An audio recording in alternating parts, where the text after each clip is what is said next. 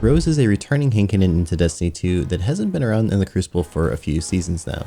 It was sunset, but Bungie just brought it back with some really cool perks and a very nice intrinsic lightweight frame. This means that you can move around the map faster just like you used to be able to with the 150 RPM hand cannons, although you will notice that it's still 140 RPM. So this puts it into kind of an interesting territory. It has the same time to kill as many of the other top dog hand cannons in the Crucible right now, like the Austringer, the Eyasluna, and the Fatebringer, but it also has the ability to move faster on the map, which could be a big benefit. So I wanted to do a quick comparison between some of the other top options in the Crucible to figure out, is this thing actually worth grinding for a perfect roll? Of course, being in the kinetic slot, it also has to compete with exotic options like the Ace of Spades and Hawkmoon, but I think the more direct comparison is with things like the Austringer, Fatebringer, and Eyasluna. Looking first at the range stat, you can see that although it is on the lower end of the spectrum, it's not as bad as you might think. Rose sits at a base stat of 43, the Austringer and the Fatebringer both are at 46, and then the Eyasluna is at 51, although there is a caveat to this. Eyasluna rolls with sights instead of barrels, and that has a big impact on the stats. So although the base range is the highest of these four options, the best range increasing sight that we have access to is Sure Shot, and that has a hefty penalty for both handling and stability. So if we take the highest option barrel, which is full bore, and compare it with the other options, we get a really close range band. For the Rose we're at 58, and for the Austringer, Eyasluna, and Fatebringer we're all at 61. Of course, these days in game, the actual range stat doesn't contribute quite as much as it used to for the overall effective range of the gun, and it's probably not worth it to take such a big hit on both the handling and stability. So generally speaking, I'd probably go with something more like small bore on any of these options so you get a nice bump to both range and stability. And then if you're going to make a tweak with a similar mentality over on the Eyasluna, you're probably going to go with either True Sight or Hit Mark, which both give a small boost in stats without any downsides. I think the real area where the Rose struggles more compared to the competition here is actually the stability stat. Looking once again at all of the base stats, the Rose is sitting at only 45 stability, whereas the competition Austringer has 59 stability, Fatebringer is 57, and Eyasluna is at a staggering 64 stability. So this is a pretty massive discrepancy compared to the Rose. And I think the main reason here is that the Rose still models after the old 150 RPM hand cannon archetype similar to the Dire Promise. What this really means though is that what we lost in stability we make up for with a ton of handling. The Rose has a base handling stat of 60, which is pretty massive compared to the Austringer, which is at 47. The Time Lost Fatebringer, which is just a stats powerhouse by the way, especially once you get those bonus stats from the full masterwork, has a base handling stat of 55, which is actually pretty impressive, and the Eyasluna clocks in at 49, which is basically in the middle of that range. I think where things start to get really interesting is when we look at the aim assist stat. So Rose starts off with a base aim assist of 85, which is really solid. That means with just one hand cannon targeting mod on your helmet and a targeting adjuster slotted into the mod on your weapon, you can be at the maximum 100 aim assist. For comparison, the Austringer only starts out with 75 aim assist, so even with the same combination, you'd still be 10 short. The Fatebringer once again is a stats powerhouse, and the aim assist is very similar, only 1 point short, so if we include those two mods, we're going to be at 99 aim assist. And at first glance, you might think that the Eyasluna is falling just a little bit behind here, but remember that any sight option also comes with +5 aim assist, so it's going to be exactly the same as Rose. And each of these hand cannons already have a really good recoil direction set, with 95 being the absolute lowest, so that's not something you probably need to worry too much about. And in fact, the Rose has an extra trick up its sleeve compared to the others. It comes with grip options. This means you have the ability to add a few extra stats at no penalty, or a more substantial benefit but at a big trade-off.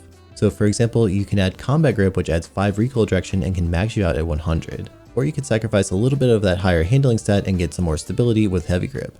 Personally though, I think I would always want to go with Smooth Grip to get both stability and handling bonuses. I also wanted to point your attention towards the Dire Promise, which is very similar in terms of stats, but pretty much lower in every single category. The only potential benefit I see with the Dire Promise compared to the Rose is that it can roll with both Rangefinder and Opening Shot for a really crazy amount of range on your very first bullet, but it doesn't have that lightweight frame movement bonus anymore, so I really don't think it's worth running over the Rose. Speaking of the perks, let's look at everything that the Rose has to offer. It has the standard barrels in the first column, and once again I would probably go with small bore as my top pick, but otherwise you can also go fluted or hammer forge, which are both great options depending on which stat you want to optimize. In the second column, I think it's pretty much a no-brainer to go with accurized rounds for that extra +10 range. Now the third and fourth columns are where things really get interesting, because the Rose has basically no bad options on the table.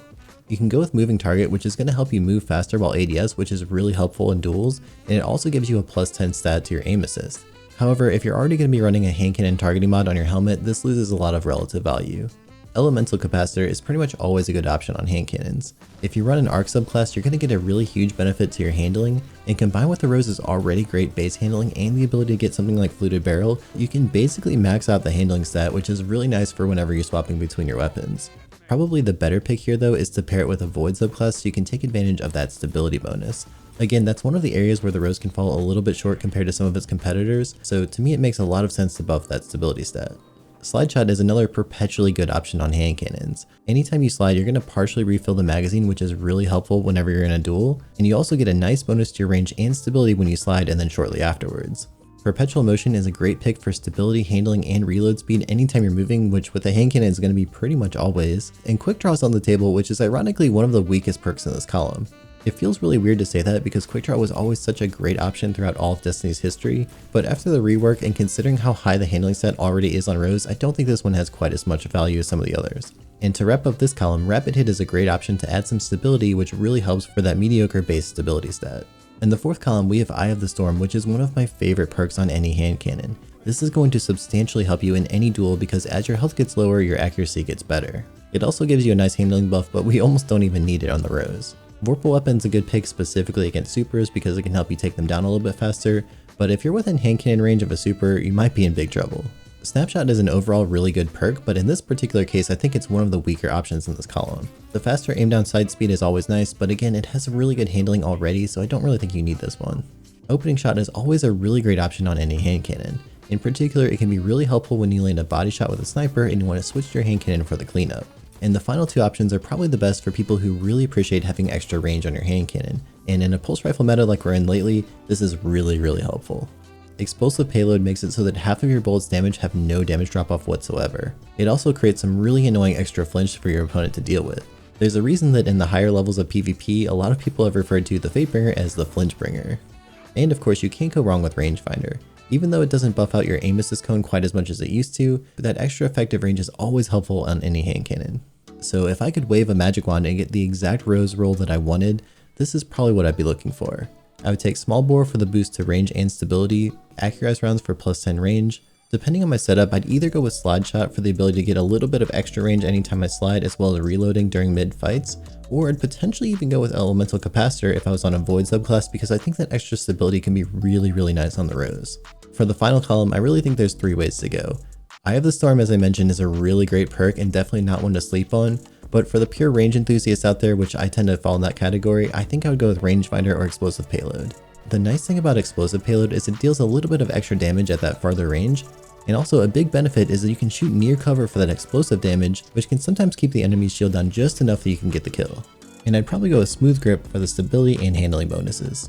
I'd top this all off with a range masterwork, and for the mod, I think I'd either go with Icarus Grip for the in-air accuracy, although these days it's kind of hard to come by, or potentially Targeting Adjuster so you can get up to that 100 aim assist. Now of course, the real question is how does Rose compare with all these other top tier hand cannons? I'm not going to go through every single perk option that all these have, but I did make a hand cannon tier list that goes in a lot more detail that you can check out. I'll link it in the description for you. Each of these other weapons have really great perks on the table though, so I don't think that's much of a differentiator.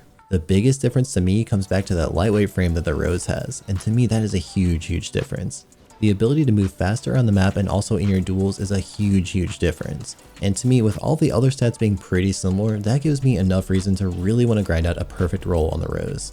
Like I mentioned, if you want to see more detail on every single hand cannon in the game for PvP, check out my hand cannon tier list. It's linked in the description and also on the top right of your screen.